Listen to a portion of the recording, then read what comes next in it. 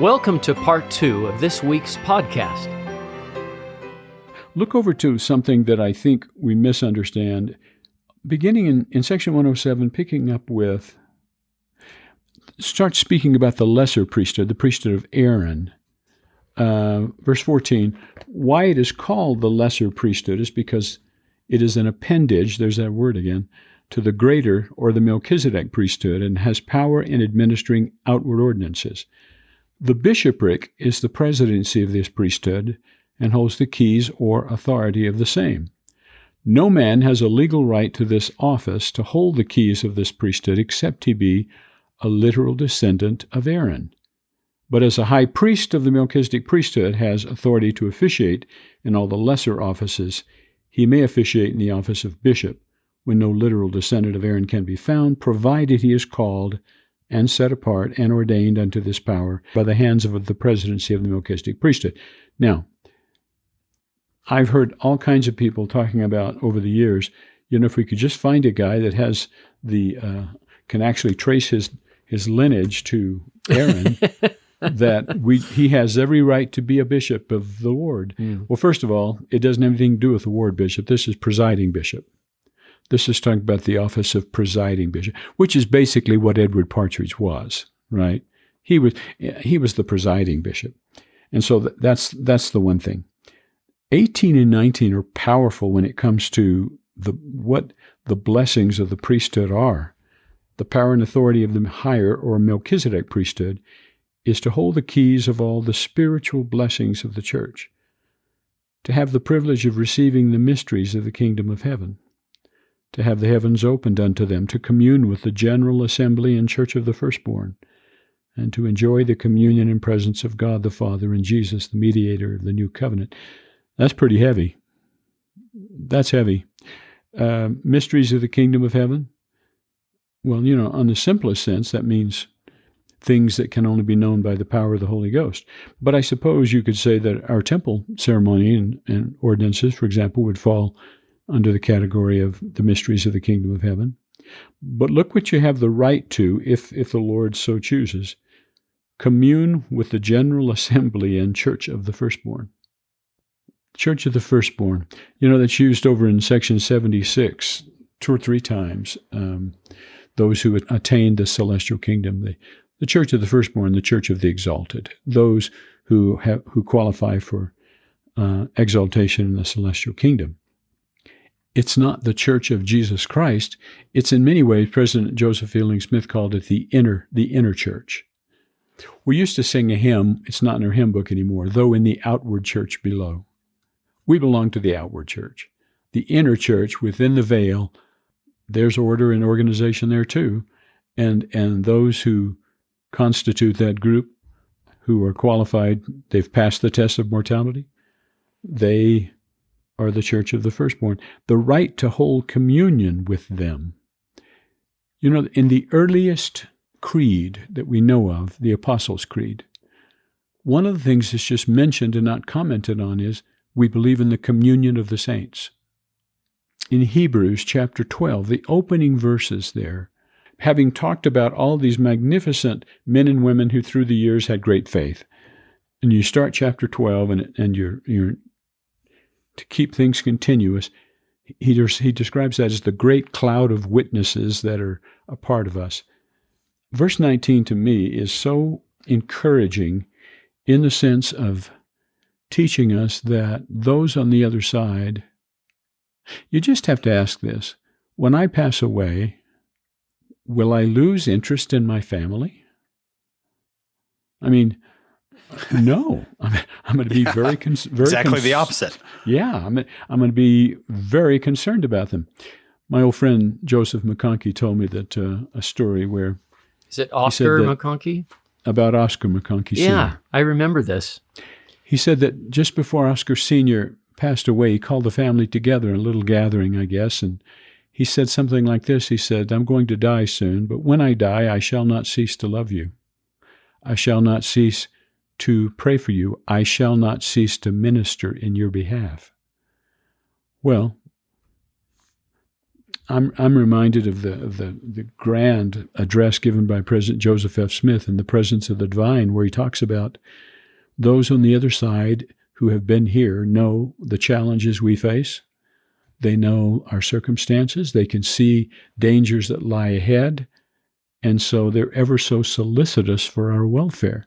Well, of course they are. I mean, I cannot imagine not being very concerned on the other side of the veil for my family or for my brothers and sisters in the church. So I think the promise of being qualified or able to, where it's appropriate, where the Lord chooses, to allow you to have communion with that group. I guess that doesn't mean you have to be seeing them. It's like angels. You can have the ministry of angels and you don't see anything or you don't know about it, but someone's whispering from the other side. And Bob, you wouldn't say this is just the Lord saying this is just for Melchizedek priesthood holders. This is for anyone who partakes in the ordinances. Absolutely. Right? Of these. It's like the Aaronic priesthood. We say I've heard many a talk on these young men have the right to enjoy the ministry of angels. That's true. But the greater truth is, because there's an Aaronic priesthood, all people can enjoy the ministry of angels, females, males. And that's true with the blessings of the Melchizedek priesthood as well. Wow, that's beautiful. Verse 19, commune with the General Assembly and Church of the Firstborn. That's something you might skip over and not really understand the power of. The presence of God the Father, Jesus, the mediator of the new covenant, it's powerful. I'm going to say something. Rein me in here, Bob. Totally fine if you need to rein me in. But I've sat at headstones of my father or my grandparents, and I've thought, this is not where they are. If I want to be close to these people, I'm going to get myself to the temple where the Melchizedek priesthood ordinances are in place, because that seems to me where I'm going to commune. And it can often happen in our own lives, in our own homes, I'm sure. But for me, I'm drawn to the temple for that reason, to commune with those who have gone before. When you think of the times you went to the temple, often maybe in troubled times, as a young couple, when we used to wonder where the next loaf of bread is going to come from, we would go to the temple in those times, and I don't remember ever coming out with any money in my pocket, but we came out with a perspective that was just a peaceful perspective. It's going to work out. The Lord's going to take care of you, over and over. Or to go in and maybe it's struggling with a wayward child. The temple became a sacred spot for us. Not only that we could find peace there, but we found perspective there. Absolutely.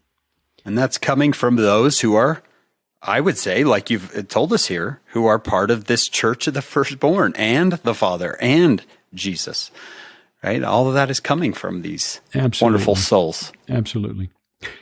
Well, let's look at 21:22. This gets interesting. We're now talking about the first presidency. Of necessity, there are presidents or presiding officers growing out of or who are ordained of the several offices in the two priesthoods. Of the Melchizedek priesthood, 3 presiding high priests, chosen by the body, appointed and ordained to that office, and upheld by the confidence, faith, and prayer of the church, form a quorum of the presidency of the church. Interesting things there. Clearly, they must be a high priest. The member of the first presidency must be a high priest. It is not necessary, according to Joseph F. Smith, that they be an apostle. Haven't we had before? At one time, for a time, wasn't J. Reuben Clark? J. Reuben Clark is who I was thinking of, yeah. Who was a high priest in Salt Lake City.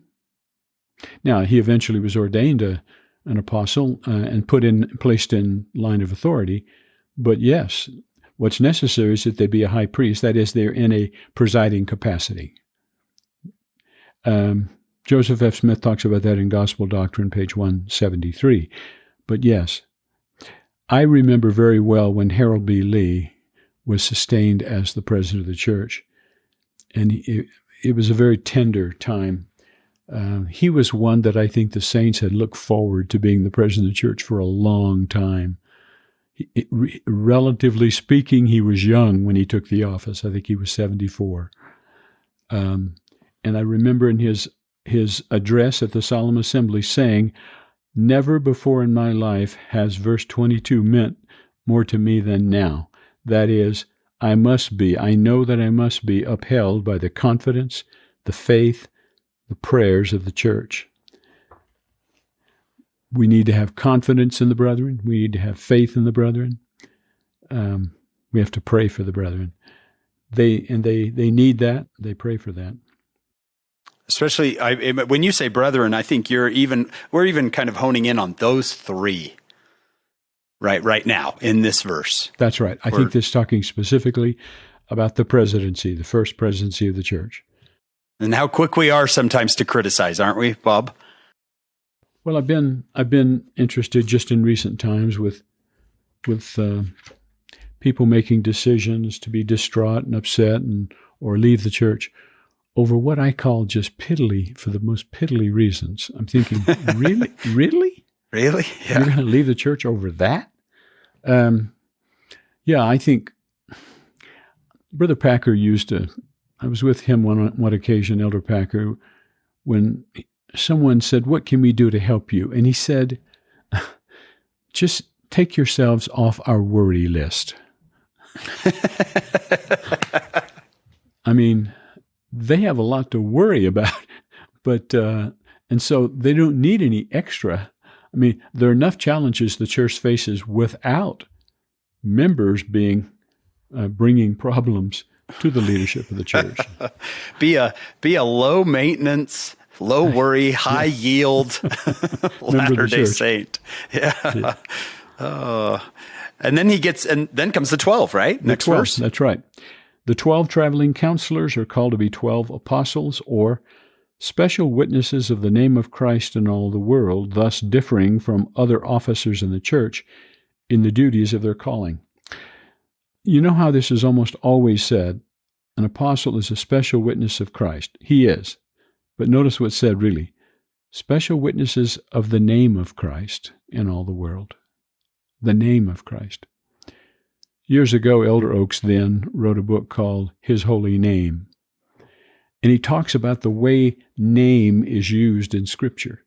And he said, for example, to be a special witness of the name of Christ in all the world is to be a special witness of His power, of His divinity, of His divine sonship, of His work or program, the plan of salvation, in other words. And he illustrated how each of those are used in the Scripture in a certain way.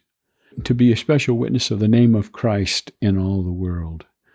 That's powerful. I have a statement of Elder Bednar about that there's a little periodical called The Religious Educator. Oh, yes. You just go to the Religious Studies Center. Yeah, and it's great. If you're a teacher, you'd love this resource. This is an interview I conducted with Elder Bednar. Oh, this is you. See, I knew I grabbed a good one. I think it is. I talked to him about the role and office of apostle. Yeah, he said, quote, "The role of an apostle today is the same as it was anciently. Our commission is to go into all the world and proclaim Jesus Christ and Him crucified. An apostle is a missionary and a special witness of the name of Christ. The name of Christ refers to the totality of the Savior's mission, death, and resurrection. His authority, His doctrine, His unique qualifications as the Son of God to be our Redeemer and our Savior." So that's the end of the quote from Elder Bednar. And that's something to think about in verse 23, like you just said. Witnesses of the name of Christ in all the world. It's all of that. You know, just Elder Holland had only been a member of the Quorum of the 12 for a short time when, in 1994, when he called me. I was the Dean of Religious Education, and he said, asked how I was, and then said, I want to come see you, and I want to come visit with the faculty. He said, "Do you think you could pull them together?" I said, we could probably work something out. Maybe. We're kind of busy down here. It was on a Thursday or a Friday. I don't remember which, but he said, "I'd like to come on Monday. You still think you can get him?" I said, "Oh, yeah." I think so. So the faculty was there, and it was he spoke to us for a while and then just took questions.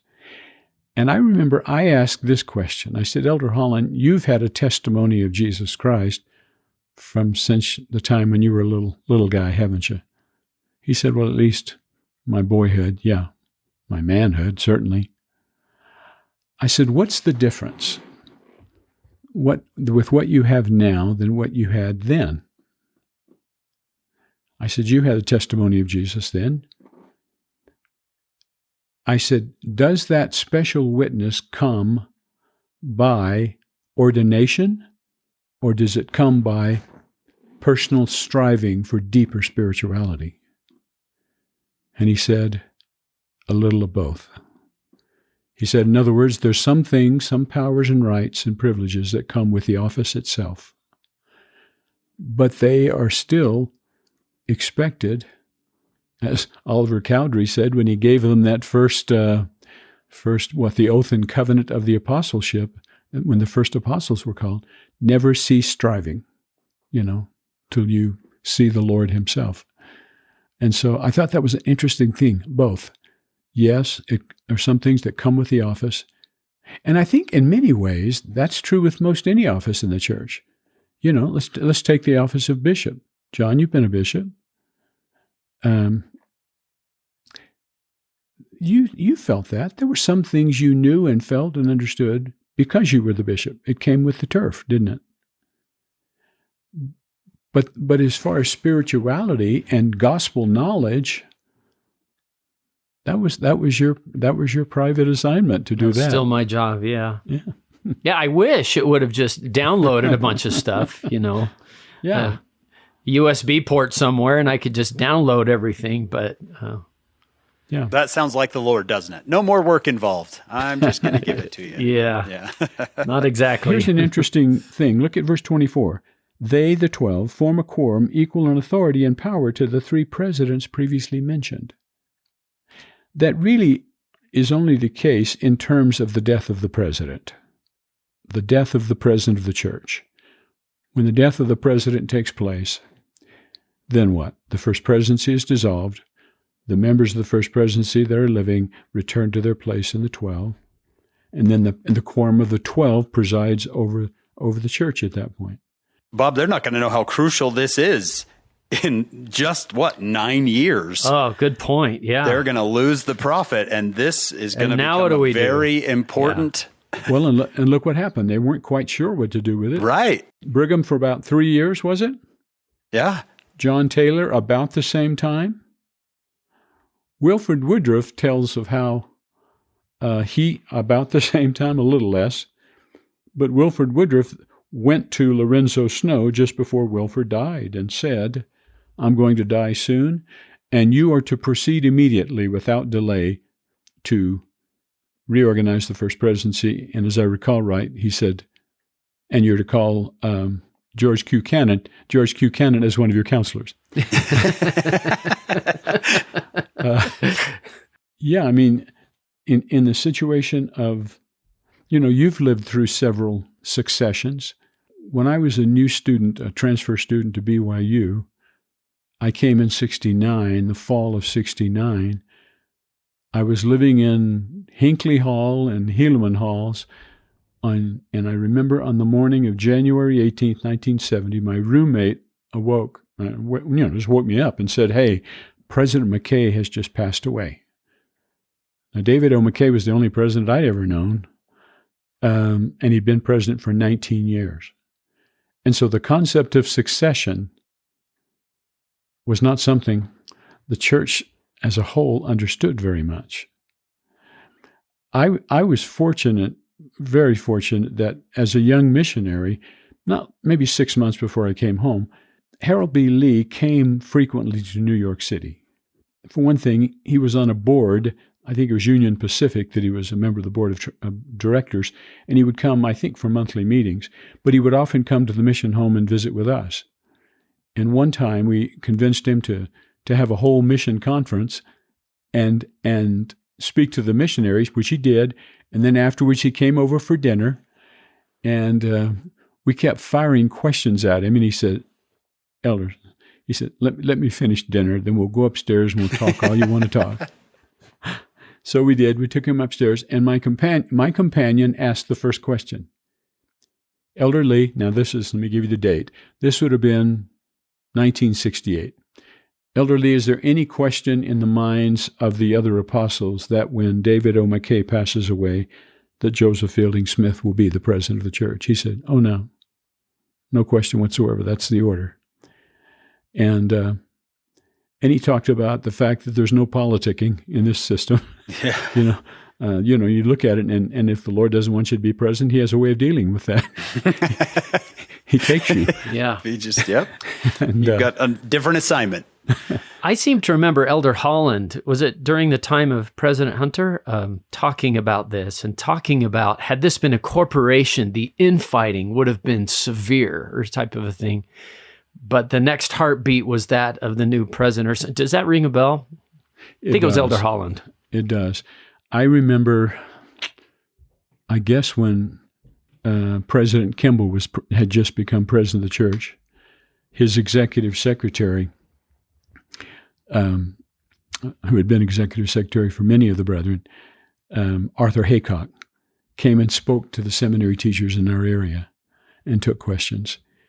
And he talked about a sweet moment. That is, as you know, we're talking about President Lee. President Lee becomes president of the church, October 72 conference, and dies in December of 73.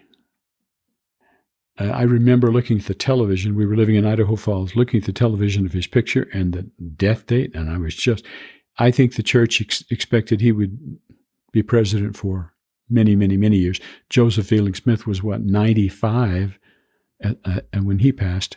Brother Haycock told us a sweet story. He said, Brother Lee had come back from an assignment and was feeling weak and just didn't feel well. And he went into the hospital to have some tests run, and while there had a massive heart attack. Well, while he was in the hospital and wasn't doing well, Brother Haycock said, President Tanner, his counselor, was in Arizona with his family, Christmas vacation. President Romney was in town. He said, in the hospital room, I was there, Spencer W. Kimball, the president of the 12. The three of them stood there, Brother Romney, Brother Haycock, and Brother Lee over there. And Brother Haycock said... and President Kimball? Was President Kimball there as well? And President Kimball was there as the president of the 12, excuse me. Brother Haycock said, all through this, Brother Kimball kept saying, what can I do, President Romney? What would you have me to do at this point? Would you like me to do this? Would you like me to do that? How can I help? What can I do now? And, some assignments were made, etc. When it was announced, the moment it was announced that President Lee had passed away, Brother Romney turned to Brother Kimball and said, what would you have me do? Wow. It was moving. The keys of the kingdom had just changed. And the senior apostle, now wore the mantle. That's section 107 in practice, isn't it? It really is. That's a right in story. practice. Verse 25 and 26 is not something that most people, I think, would understand, that the 70 form a quorum equal in authority to that of the 12. Yes, that's what it says. And notice, too, that you may remember President Hinckley gave a talk once called Special Witnesses for Christ in General Conference. And he talked about the call of two new apostles. I think it would have been Elders Nelson and Oakes. But he then talked about the 70 and said they also have an apostolic calling to bear that apostolic type witness. In that large sense of the word apostle, those who are sent out under the direction of the 12. We don't need to read this, but it's interesting that in section 107, beginning with about verse 39, it's the duty of the 12 and all large branches of the church to ordain evangelical ministers, as they shall be designated unto them by revelation, meaning patriarchs. And then the patriarchal line of descent is given from Adam down to Methuselah. It's very interesting. If you read section 84, It's a different line of ascent from Moses to Adam. It goes through Abel. It goes through Abel's line down to Abraham and Moses. Same. This is a line of authority, but a different line of authority. These are the patriarchs, the presiding patriarchs: Adam, Seth, Enos, Canaan, Mahalalel, Jared, Methuselah, Lamech, Noah. Those first 10 generations, and then, of course, as we said, 53 through 58, the visit or the last conference that was held by Adam at Adam-on-the-Almond. This came in the 1834 as Joseph was giving a blessing to his parents. I wonder if those different lineages you talked about in 84 and 107, I wonder, I'm going to have to ask Sister Gardner about this. If we're talking, there's, she always talks about there's a familial priesthood. There's a priesthood that governs the family, and there's a priesthood that governs the church. And that they are separate from one another. And I'm going to have to ask her about that. I think that's a fascinating idea. Mm-hmm. Mm-hmm. I've heard it called, there's Aaronic priesthood, there's a Melchizedek priesthood, and there's a patriarchal priesthood. Does that sound right? I think when I asked about that once, somebody in authority, the response was patriarchal order within the Melchizedek priesthood. Okay.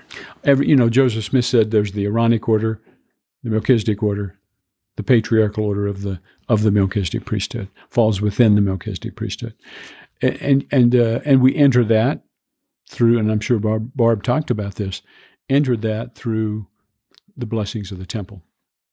Right. Yeah, I've heard it said, this section starts, there are in the church 2 priesthoods. We might say in the temple.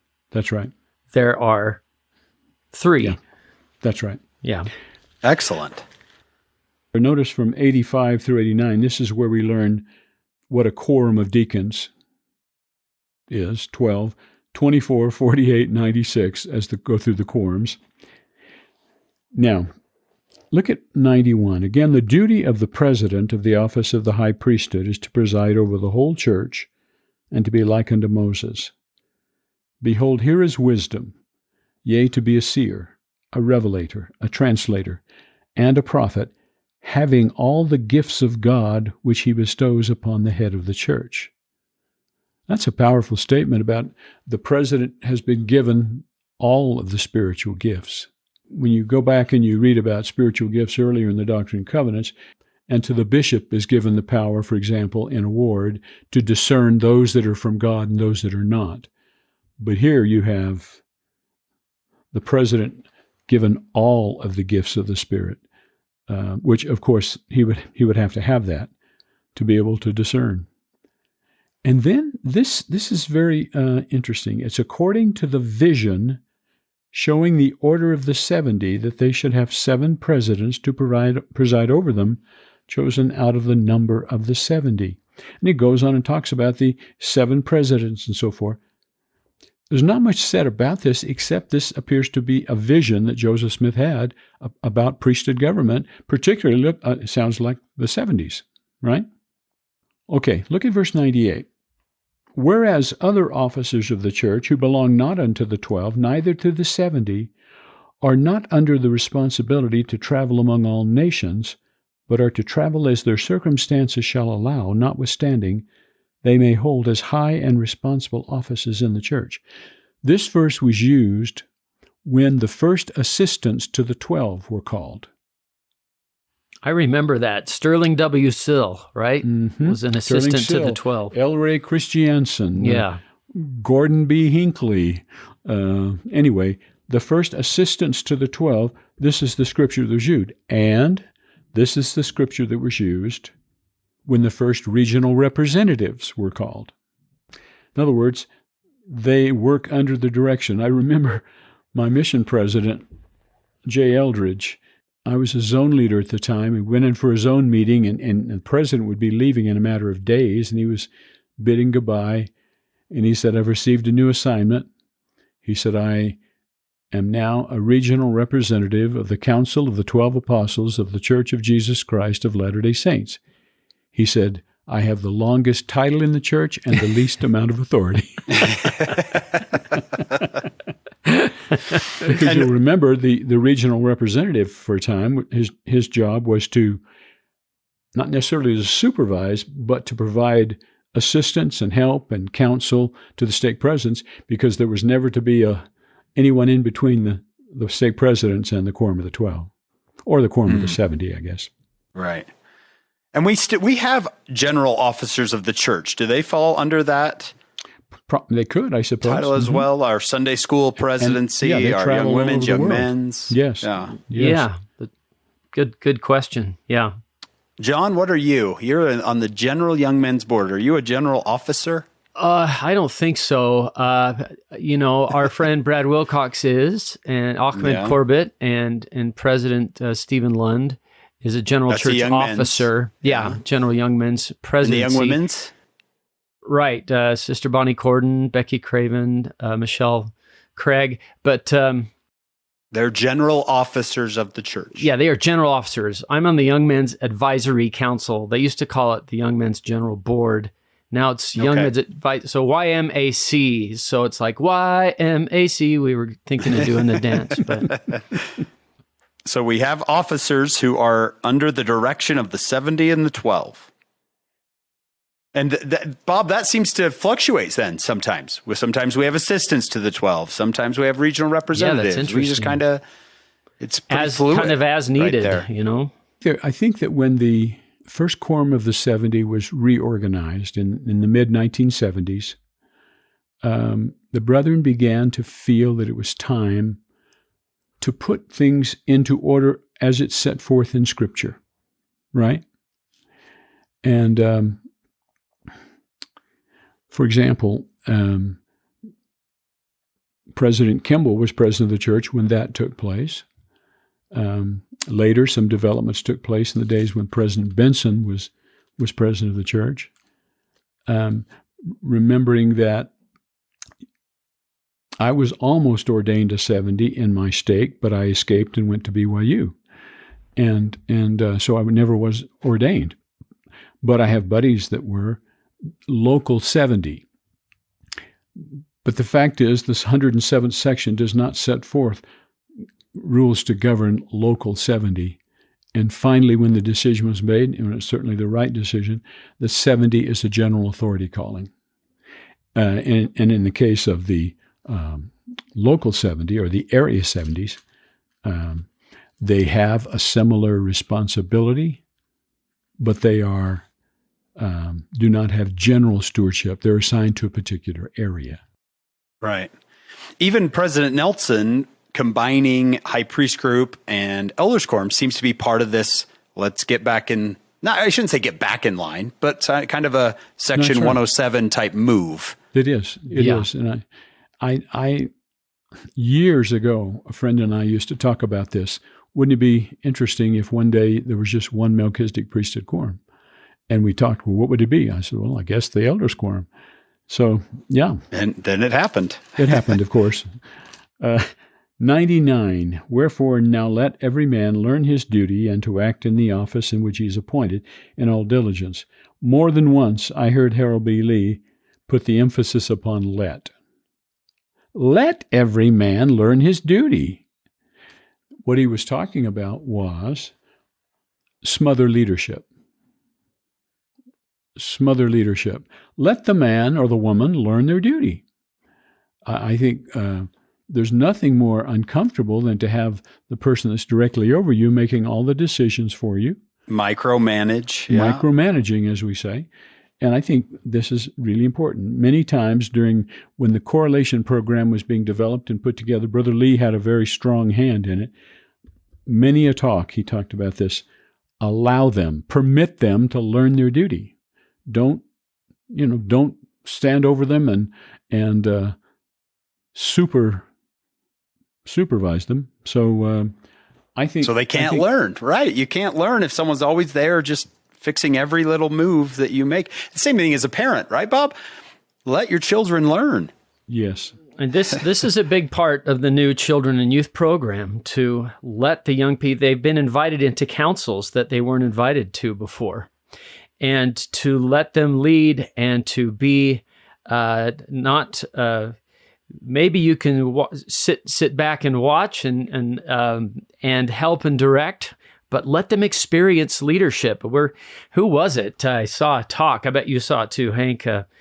Elder Ballard was saying, in the year 2040, we're going to need bishops. We're going to need relief society. We're going to need these. Who are they? And then he said, it's you. I'm talking to you. Now, learn your leadership skills right now. I love our church for that. My mission president used to say, a good leader trains leaders while he leads. And he would let us lead and mess up sometimes so that we would learn something.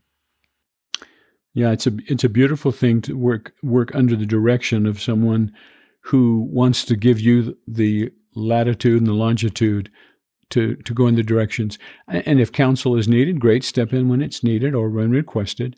But there's nothing more frustrating than trying to work under someone who is micromanaging, as you said.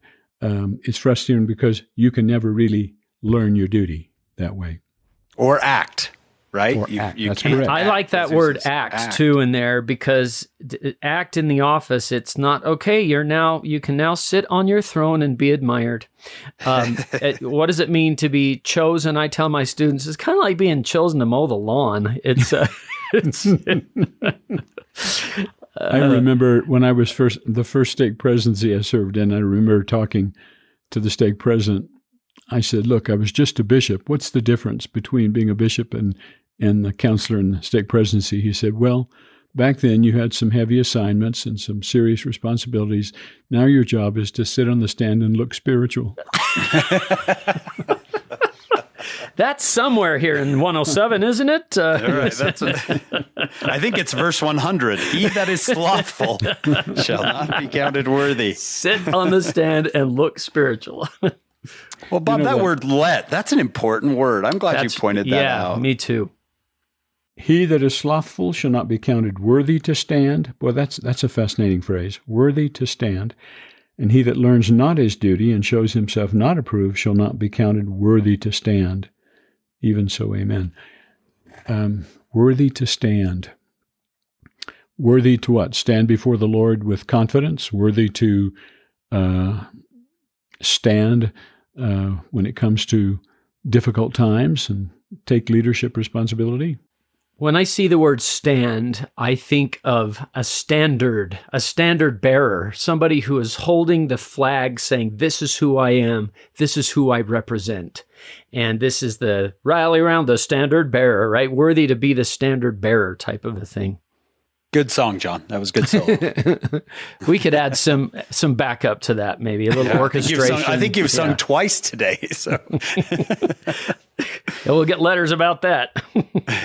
When we lived in Florida, when I worked under this particular stake president,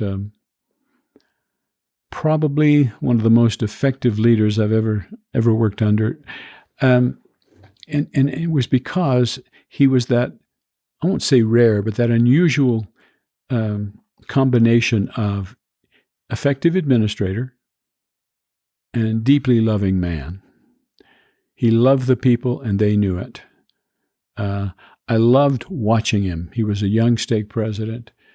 Our time there was only 5 years in Tallahassee, but they were the most formative years of my adult life in terms of learning the government of the church and the operations of the church and the duties and so forth. I watched him on so many occasions. He loved the people. They knew it. They felt it. And he was a good administrator. And that's not easy to do, to do both of those.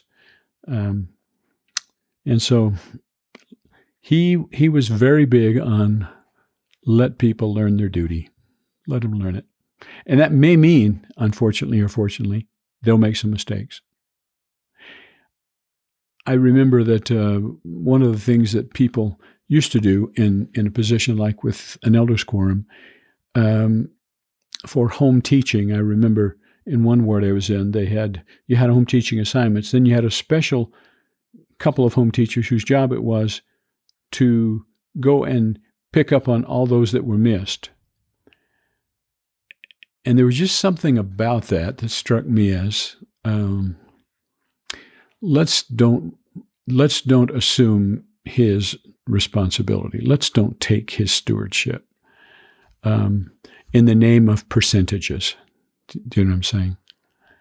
And so, because how am I going to learn, right? How am I going to learn if I know you're going to follow right behind me and correct everything that I do that you don't like or you see as a mistake? It takes away my motivation. It takes away, right? It takes away the power that I feel like I have to get my own revelation and to try new things and to be innovative. Well, there's so many things we miss, but I'll tell you, Section 107 has always been a favorite of mine. I've had a fascination with and love for priesthood and the study of priesthood for a long time.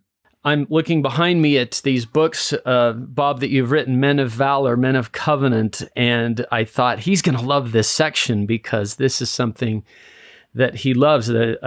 I think that the priesthood has blessed me, not because I asked for any of these callings. I did not, but it has blessed my life. And I guess we would all say that.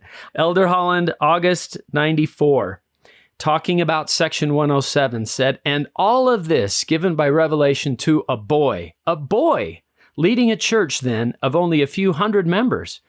Yet we still guide 9 million and growing, will guide 90 million by those same revelations that were given to virtually a child more than 160 years later." That's beautiful. That's beautiful. About this awesome section right here. You know, there's a, as I've talked with people of other faiths, they're not unaware of the fact that there's something magical about our lay ministry. That while we may not be as efficient in this or that, while our people aren't necessarily trained for the ministry, if you will, there's something magic about what it does from the time a child grows to adulthood, the experiences you get. When you think about the opportunity to give talks as a primary child, the opportunity to serve in this capacity or that capacity, I don't think we even sometimes appreciate how that by the time a person is an adult, they're accomplished in so many things, so many areas, so many abilities. I'm not trying to draw attention to myself, but this is an experience I had probably now more than 30 years ago. I went to my 20th year class reunion and I wasn't quite sure what to expect. But I had just been hired at BYU at that point. And I got to talking with some friends that I hadn't seen for 20 years. And they began to ask questions and more questions and more questions. They asked about the church. And I remember thinking, they would say, "Tell us about this and tell us about that." They were absolutely blown away by the idea of a lay ministry, by the idea that our people aren't formally trained. They assume a responsibility. And that night, as I thought back on what I just experienced, I spent about 2.5 hours just talking with them about different things about the church. And the thing that welled up in my heart was an appreciation for marvelous teachers, for marvelous priesthood leaders, great advisors that form members of the church in so many ways. You know, here we can send a person on a mission and they can be competent to go out and teach the gospel as an 18-year-old, as a 19-year-old. There's just a genius in this system. Now, will there be mistakes? Yes. Will we fall down here or there? Yes. But it's nothing compared with the kind of person that is put together by an organization that is founded on revelation and that helps us grow piece by piece by piece. Yeah. It's really something. It truly depends on people. And people who are not prepared. And that's right. It really is. It forces you to get prepared. When I was called to be a bishop, how lonely that felt at first until it became public and I got to call my counselors. And then I got to just watch all of these dedicated brothers and sisters in my ward who served no matter who would have been the bishop, they would have done it. But I felt so supported and marveled at their testimonies, their determination to serve the Lord, and it was like I exhaled. This is the Lord will move forward, and look at all these people surrounding me that are a lay ministry. But look at how we're all learning this together. It was a great relief. The first time I was bishop in Florida, I think I was a good bishop, but I did way more than I needed to do. I mean, I didn't delegate a great deal. The second time I was called bishop, I was a new person. I knew there were certain things I alone could do, and those I did. But if it didn't fall into that category, I can still remember the high priest group leader calling and saying, Sister so-and-so's got a problem with this, this, and this. And I just wanted to let you know. I said, well, what are you going to do? How are you going to take care of that? Well, that's why I was calling you. I said, yeah, I know, but what are you going to do to help fix this? Oh, I love it. I just did that over and over and over, and I watched the people grow in their assignment. The members have to learn. We'll make our mistakes, and we'll do things the wrong way, but eventually we grow up in our own way, being worthy to stand one day. And that's the Lord telling the brother Jared, hey, I got no light, I can't breathe. Well, what are you going to do, Mahan, right? What are you going to do? Yeah. I gave you a brain. Go ahead. Go figure it out. Get that figured out. I know that as my family and I, we're going to study section 107. I have a 17-year-old daughter, and she is wonderful in every way. And she's going to say, where do I fit in section 107? Dad, there's a lot of deacons and priests and teachers, and there's a lot of, prophets here. And she's going to ask this. I'm going to read a quote for you, and then I'm going to let you kind of take off, if that's okay. This is from Sister Jean B. Bingham. Often we women don't realize that the power through which we accomplish much good in our callings and in our homes is an expression of priesthood power.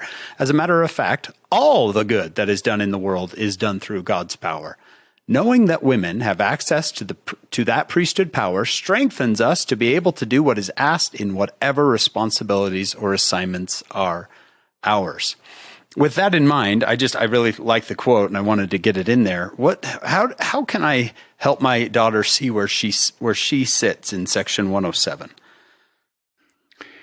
Man, it's a good question. Aren't you grateful that in the last several years, right, we've come alive to the fact that I can still recall Elder Oak saying, mm-hmm. What other power is there but the power in the priesthood? What other authority could it be? What authority is there when a Relief Society president or a woman who was then a visiting teacher or now a sister minister, by what other power or authority do you bless that person?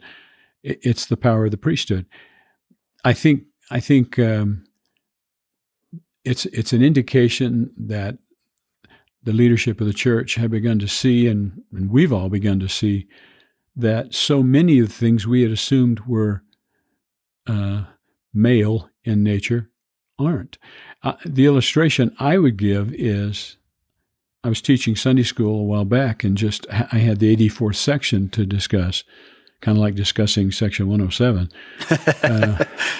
But as we came to the oath and covenant, and we read verses 33 through 44, I remember asking the class, sisters, is there anything that's asked of the men here that does not fit you?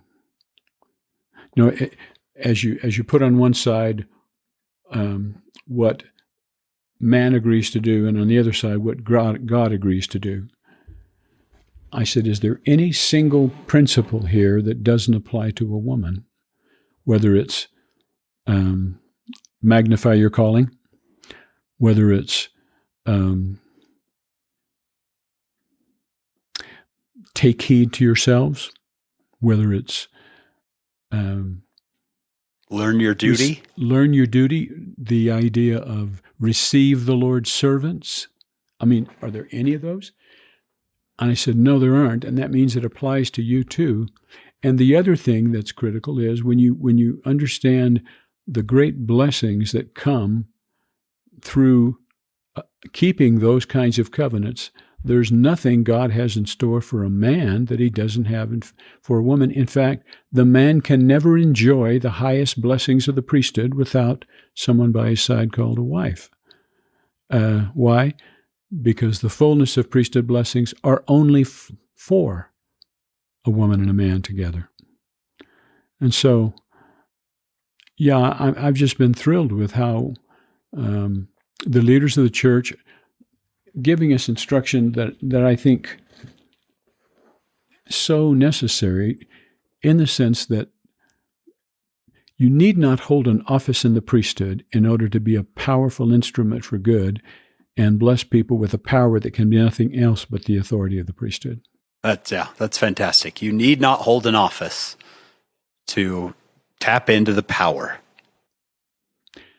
And draw upon and utilize that power. Yeah, I think that's what Barb tried to show in her book so well. Bob, you've made this, what we've just done is your life's work. And I don't want to age you, but it's been a couple of decades. It's how many decades has it been since you started studying these things?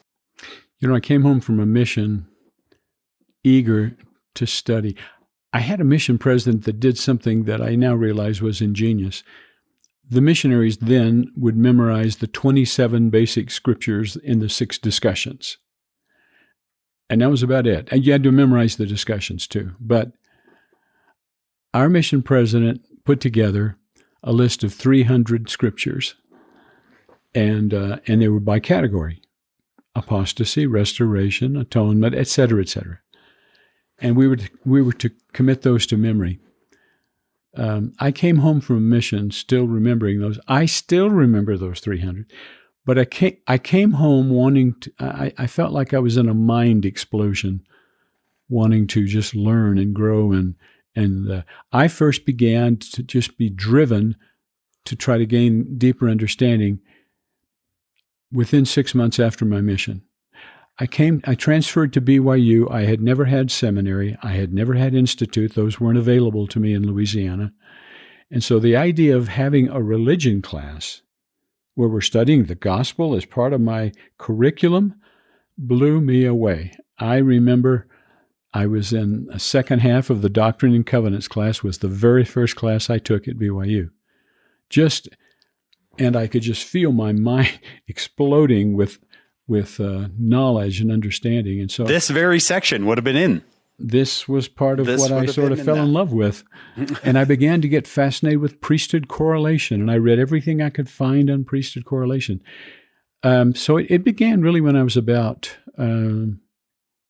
22. And you look like you're 50, but how long ago was that? 51 years. 51 years. Yeah, and those were formative years for me. I sing praise to every great teacher that I had, and I had some great ones. You know, we could just name them off, but I won't. Just men and women whose conviction, whose testimony, whose knowledge of the gospel made me want to be like them. When I was set apart as a full-time missionary, back then you were set apart by a general authority. I was set apart by an assistant to the 12, and Brother Al Masani, very large man. He put his hands on my head. It was interesting. He had a bit of a tremor, and so I can still recall the feeling of his hands moving on my head. But he blessed me with some great things. But one thing I don't think I'll ever forget, he said, "I bless you that from this time forth you'll not have difficulties remembering the scriptures." I didn't think about that much at the time. I don't think I thought about that. I've thought about it a lot in the last 10 or 15 years. It was a simple blessing. It wasn't anything overpowering. Now, I'm getting older, and it's getting a little harder to remember things. But the desire to know the scriptures well enough to answer people's questions, to teach them. The other thing that happened in the mission home, back then, most all of the missionaries would be endowed while they were in the mission home. You would go over to the Salt Lake Temple. And what would then happen is you would go upstairs to the solemn assembly room, and Harold B. Lee would be there to take the questions of the missionaries. Yeah, I don't remember many of the questions that were asked, but I'll tell you what I remember. Every question that was asked, President Elder Lee would say, well, let's see what the Lord has to say. He'd go to the scriptures. Someone would ask a question. Very good question. I appreciate you. Let's go to what the Lord had to say about that. Or let's go to the Book of Mormon.